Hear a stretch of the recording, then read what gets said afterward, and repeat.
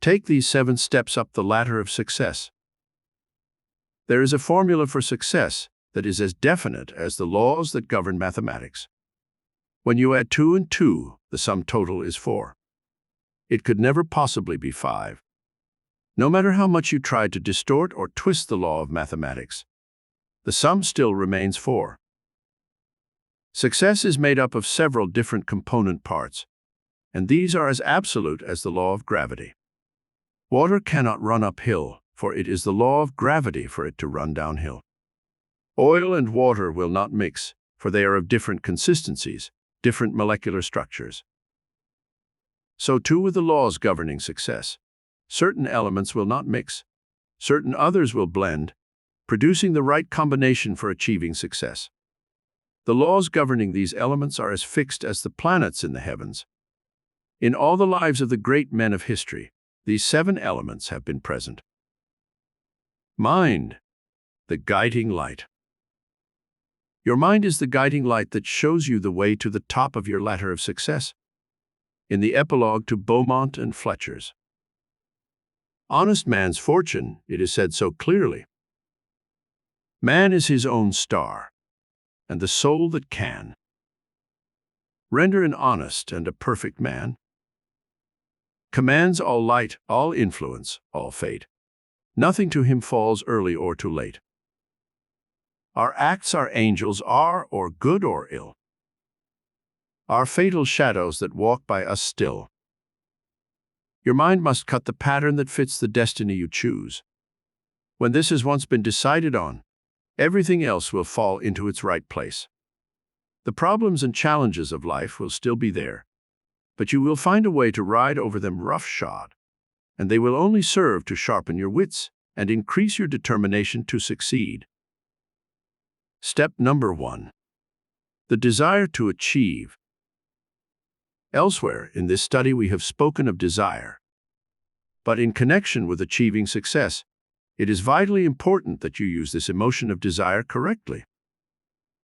Everyone wants to succeed. Everyone wants fame and fortune.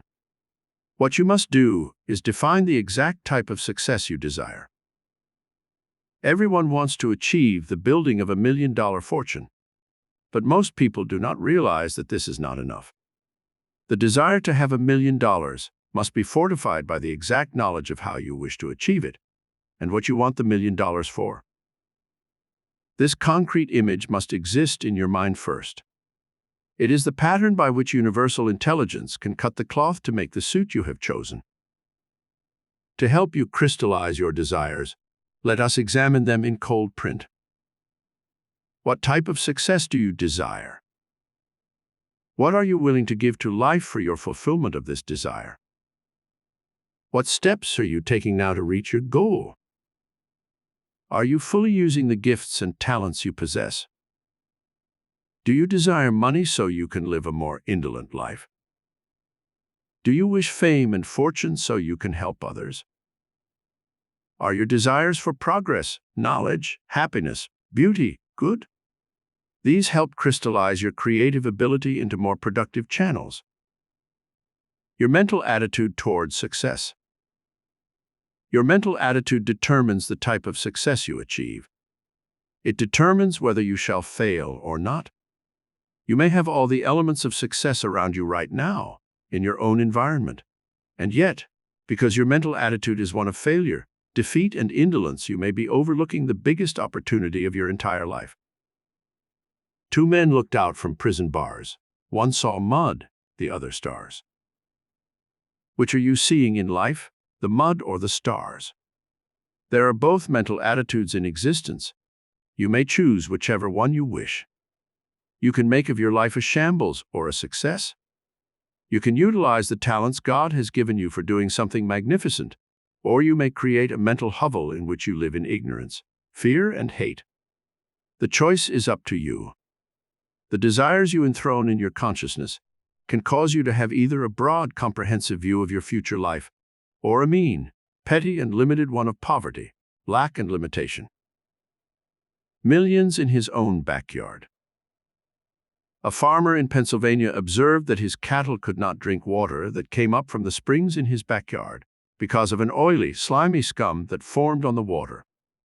Finally, in discouragement, he sold the farm for a reasonable price and moved away.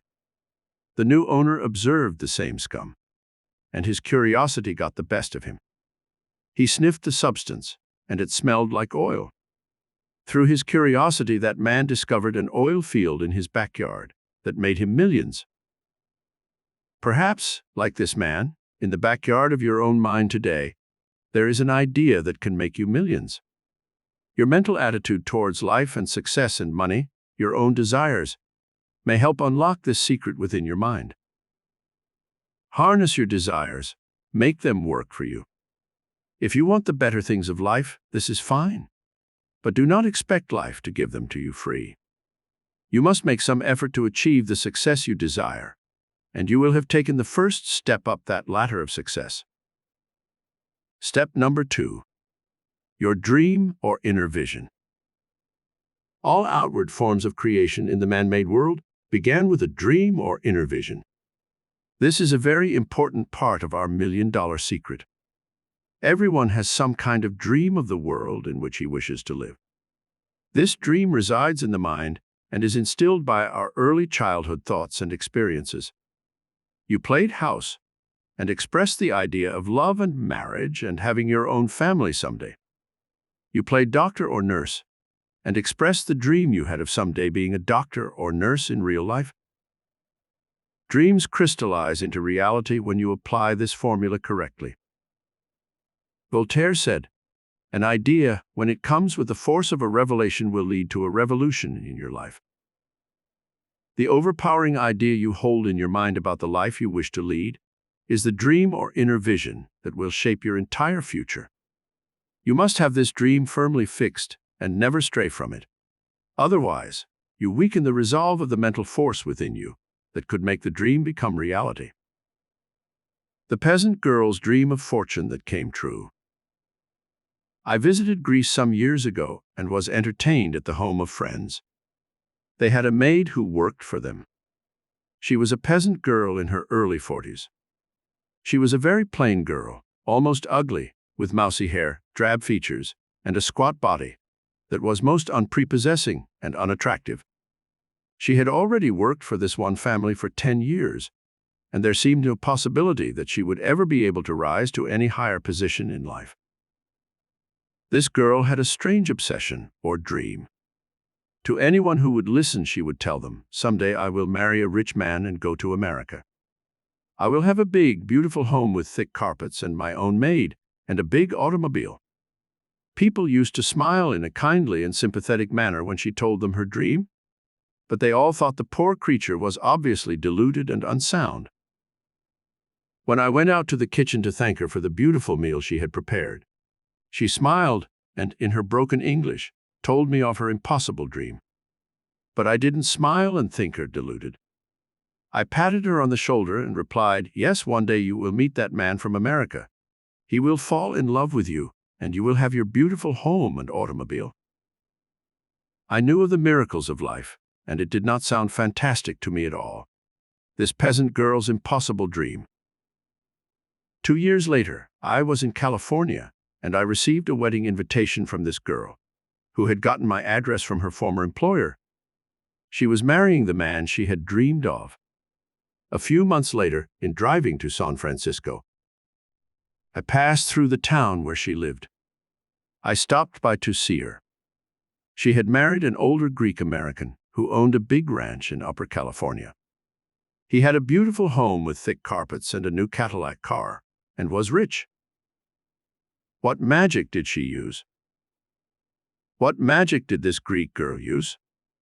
She used the secret power that God has given every one of His creatures, the ability to draw from the universal storehouse of riches everything that we need to fulfill our destiny. She had sent out her call to universal intelligence. She had held her dream in her mind so long that it crystallized all the elements of her body and soul into one great magnetic force that impelled the first person who came into her orbit, who could make her dream come true, to desire her as much as she desired him. This older man needed a good housekeeper, a companion. He had no children, he was a widower, he was lonely. In his mind was a dream and a desire for a mate who would meet his needs. And the fact she was plain, even homely, meant nothing to him. At least he could be sure that no other man would try to take her away from him. Perhaps, who knows, even this fact was the inducement that was the final determining factor in making him choose a plain woman instead of a beautiful one. This woman now has 2 lovely children of her own. Are you afraid to dream? Are you afraid to dream the big, beautiful, bold dream? Most people are. They daydream occasionally, but only in fits and snatches. They occasionally think, oh, if I were only rich, or if I could marry someone who would care for me. Or, it would be wonderful to have my own home. But they do not have the steady, persistent dream, I know that someday my dreams will come true. I will succeed. I will marry the one I love. I will have a home of my own. I will be rich. This is the secret of our second step, the dream or inner vision, that can direct your feet onto those upper rungs of our ladder of success. The dream must be persistently indulged. Every day the thought must be focused in your mind. You must live in the dream. Visualize yourself doing the things you want to do. Visualize yourself being the person you wish to be. See yourself counting the money you want to have, spending it to buy beautiful things you desire. Desire and dream go together. They are part of the mathematical formula for achievement of your life goal. Step number 3. Release creative imagination. Imagination is more important than knowledge. This statement, by one of our greatest scientists and mathematical geniuses, Albert Einstein, is a powerful and accurate one. Imagination helps you grow wings of the soul and soar above the crags and pitfalls of this earth, just as a jet plane soars into the skies 30,000 feet above the earth and ignores the mountains, rivers, and other obstacles that might impede its progress on the ground. Literally, imagination means the act or power of forming mental images of what is not present.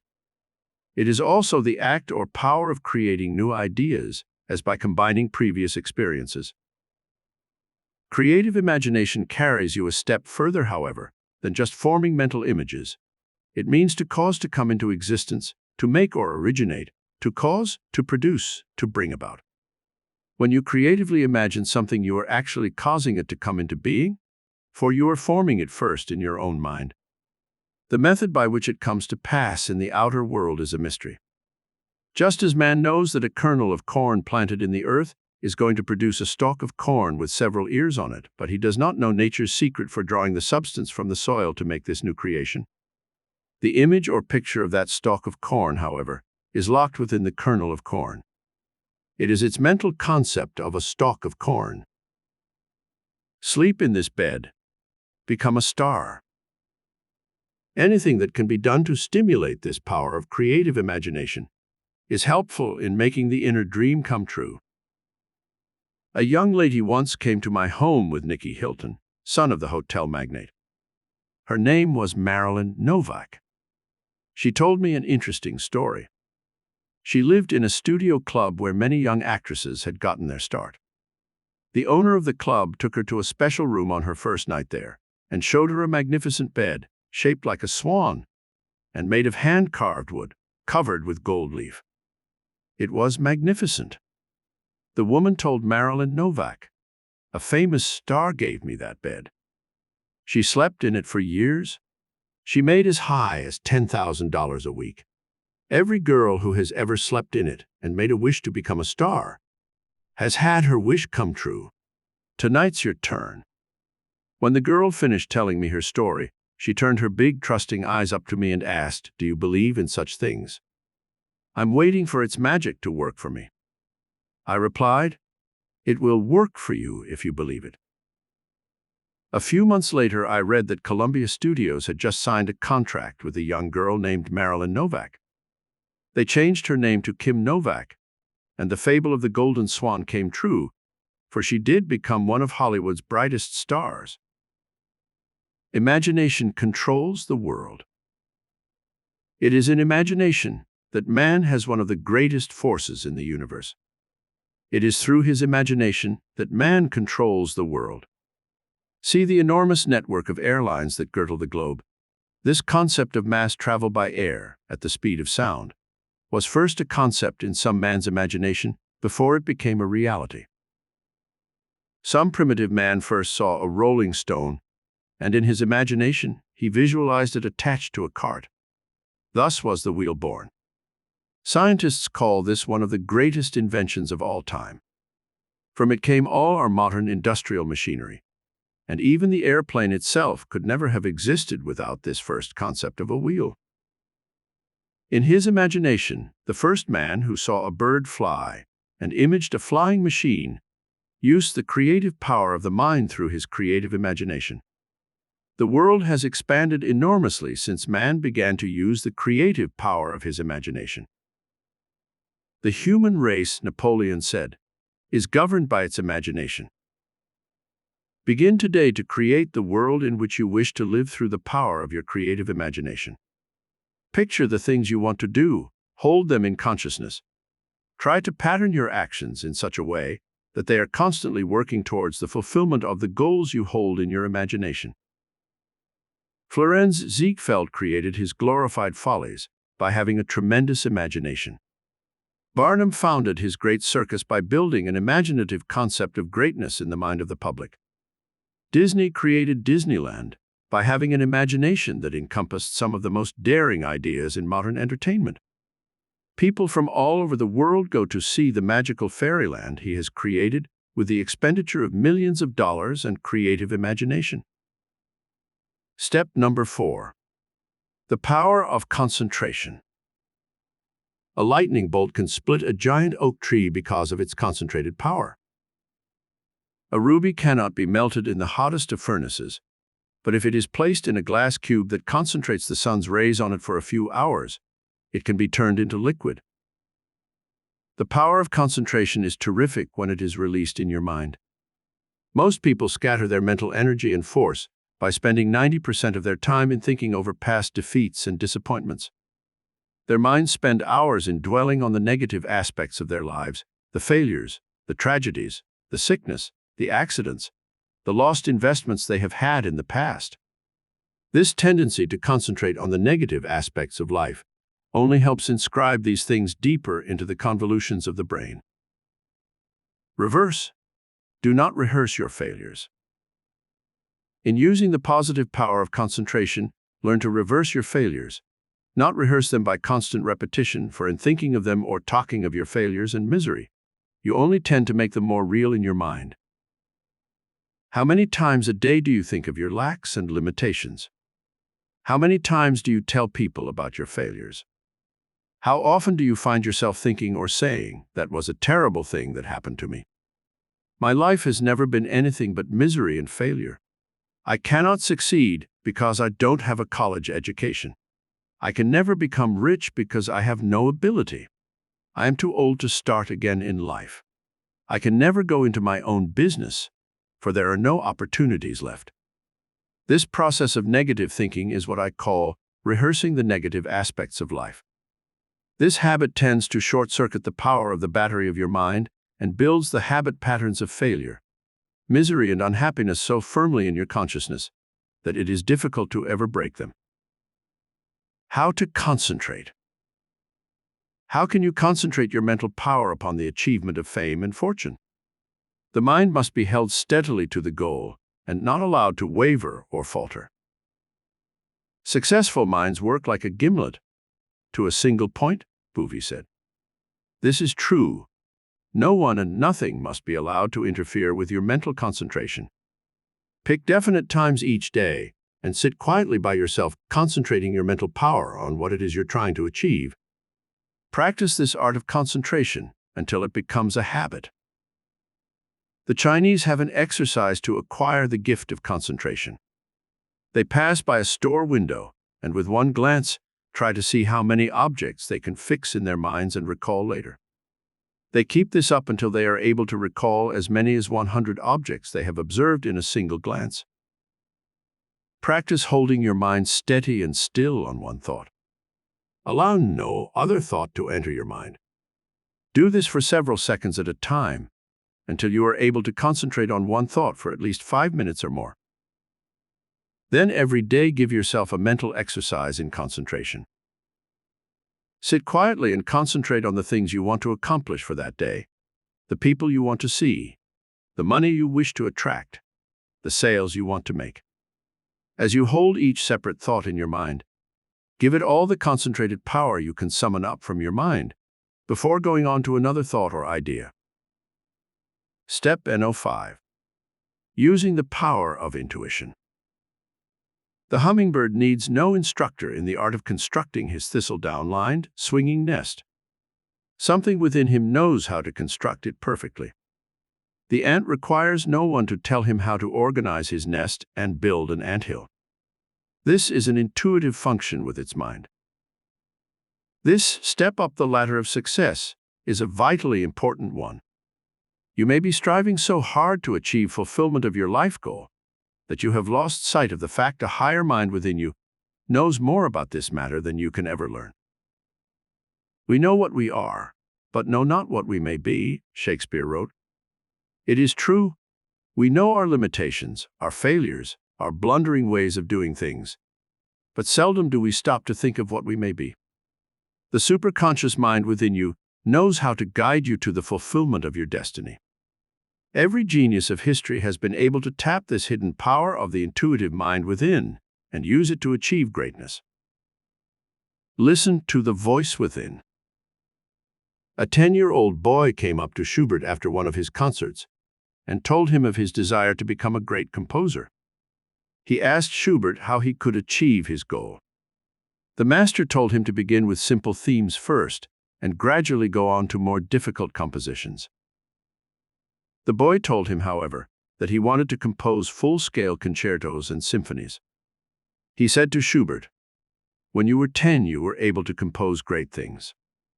The talented composer replied, "Yes, but I did not ask how." You have within your mind an intelligence that knows more than you will ever learn. Listen to the voice within. It is intuition trying to guide you to fulfillment of your dream. Emerson spoke of this intuitive mind within in these brilliant words. A man should learn to detect and watch that gleam of light which flashes across his mind from within, more than the lustre of the firmament of bards and sages. Yet he dismisses without notice his thought, because it is his.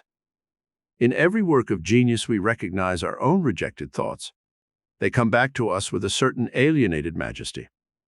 Trust thyself. Every heart vibrates to that iron string. Consult this inner mind whenever you are in doubt. Go into solitude and there ask this higher mind what you should do in any given situation. Then wait for the answer to come through. The thought that most persistently rises in your mind is generally the correct one. It's amazing how seldom is this intuitive mind wrong. If you look back on your life, see how many times this higher mind told you not to do something. If you went against its advice, you lived to regret it. It knows, for the omniscience of God is in every atom and cell of the entire creation. It resides in your brain because you are a part of the creative intelligence that animates the entire universe. Step number 6. Build habit patterns of success. It is just as easy to build habit patterns of success as of failure. All great men built such habit patterns in their minds. They could never have achieved success if they had not applied this vital principle to their lives. Ask yourself these questions. Are you efficient? Are you punctual? Are you honest? Do you give full value? Are you positive? Are you confident? Are you thrifty? Do you know how to handle money? Are you able to organize people? Are you outgoing in your personality? Are you orderly, clean, neat? Do you recognize big ideas? Do you persist in the face of obstacles? Do you believe in yourself? Do you think and talk only success? Study the above questions carefully, for each is a key to the building of new habit patterns of success. No life that violates these principles and rules of success can ever be said to be outstanding or successful. Habits start as cobwebs, someone has said, and end as chains.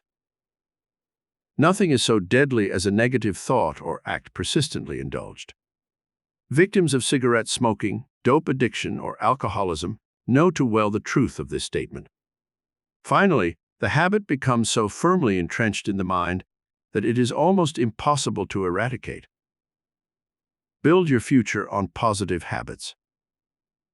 Make it a point to indulge only positive thoughts, and you will gradually, step by step, build your entire future on positive habits.